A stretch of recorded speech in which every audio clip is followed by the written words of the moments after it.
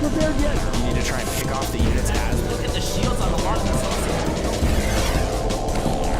Oh my god, the world's gonna take this!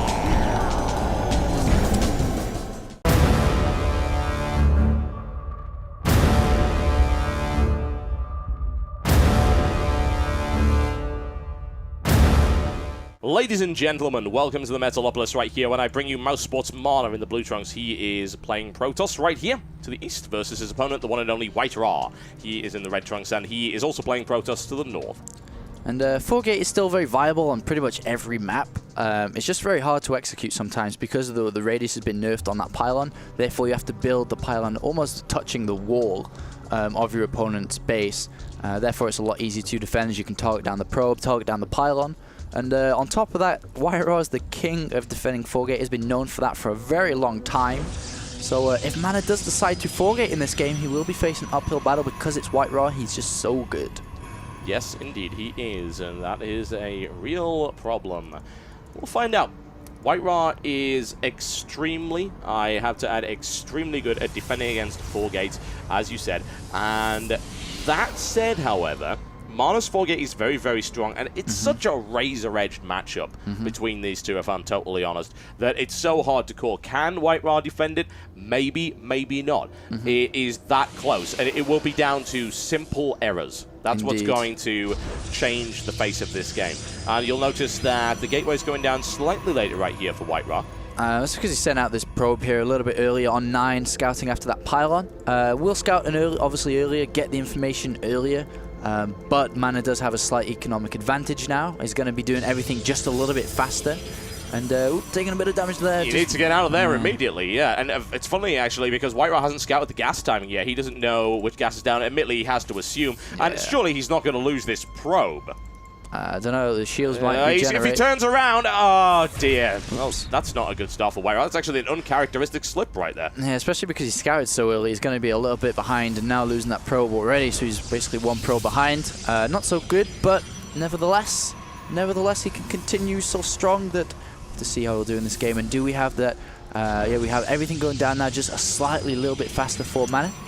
And he has that probe and can scout around, can harass with it.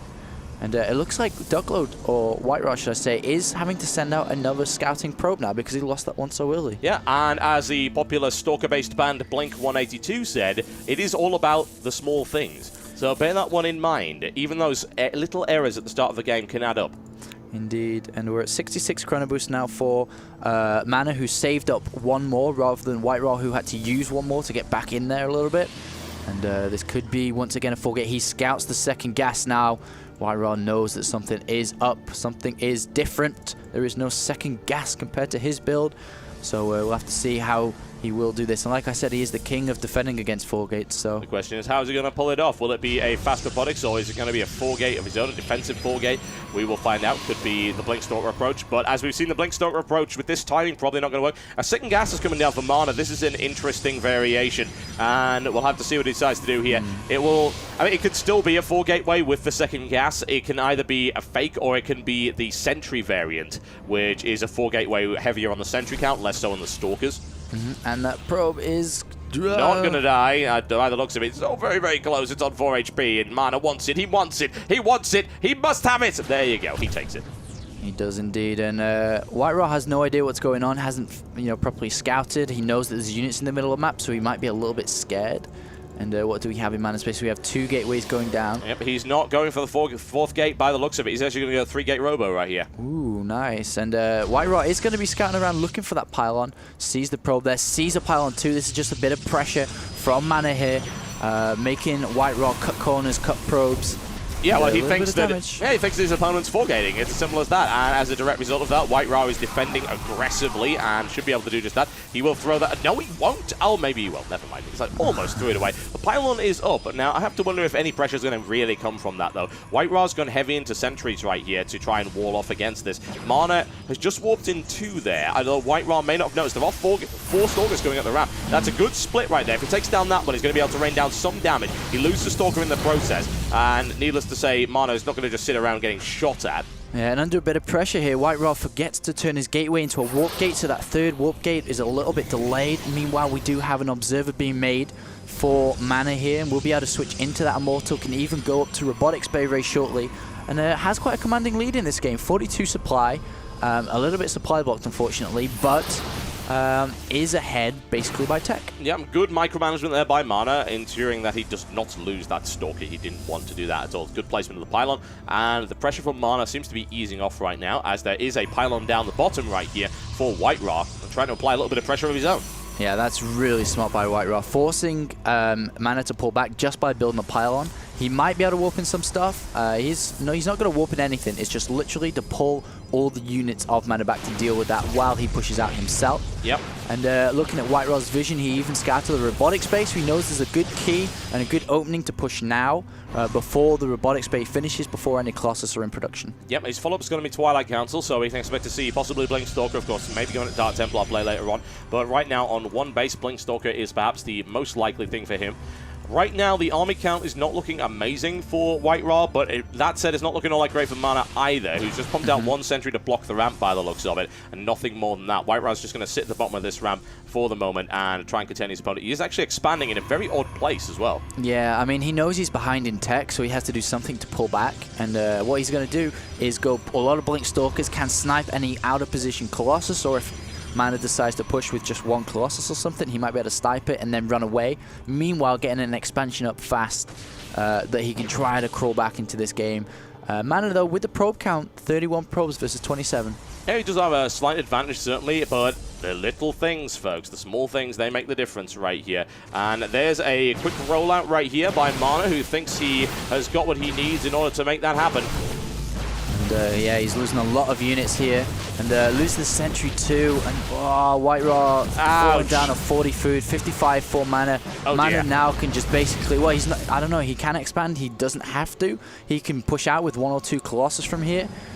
It's going to be hard for White-Ra to crawl back into this one. It really, really is. I mean, it's going to come down to Blink Stalker. That said, Blink Stalker isn't all that useful against Colossus. Colossus have very high range. Admittedly, he has not picked up the range upgrade. He hasn't even started it, in fact. So, you never know. It is a possibility. White-Ra could get a shot off right there as they pass, but the Colossus will give them vision up the top, so return fire is inevitable, especially with the Observer up there as well. White-Ra just blinks down at the bottom right there. You have to wonder how advisable that really was. He will throw away that pylon, and he will now try and engage against Mana in a field battle, which is probably going to go in favor of Mana, I've got to say, simply due to the fact that that Colossus is in the field. No big damage done to the Colossus as of yet. White-Ra in a fighting retreat, being pushed back across the map. He's not taking huge damage, I'll give him credit for that. He is sniping off the Zealots as quickly as possible, trying to gain position on his opponent, but he is buying time right here. Indeed, and the second Colossus comes to the fray now. Mana not expanding, he's just going to warp in a bunch of units now. He's not even going to build any more Colossus. And it's going to be pretty hard for White-Ra to hold this, especially against 2 Colossus. He has Blink, but there's just too many Stalkers and Zealots of Mana here. That is a possibility. He can still pull it off, but it's going to be very, very close indeed. He was able to snipe off a Zealot at the end right there, as you saw, but now he's coming up against the brute force approach of Mana, and there's not a lot he can really do about it. His force is split in 2, so he needs to consolidate immediately and try and do good damage. He's got more Stalkers on the way. His economy is getting back in shape, but he is still up against a massive tech deficit, and White-Ra engaging immediately on the front. Some damage being done, but the Guardian Shield taking quite a lot of damage away from that salvo. That's proving to be problematic. Now the Colossus going right forward, and he's going to throw away one. Can he sentry the ramp? Can he sentry the ramp? He gets it, but it's too late. If he was a couple of seconds, that said, the Colossus would have stomped all over it anyway, so it doesn't really matter all that much. And now White-Ra in a terrible position as he gets pushed back into his base with very little left in terms of his army. And probes are being poured now, but being filtered into that small area, and it looks like Mana is going to take this game quite convincingly. And it looks like he will be able to go in to tie the series up. White-Ra on his last legs now, trying to micro for his dear little heart, but he's down to 16 probes versus 31 now.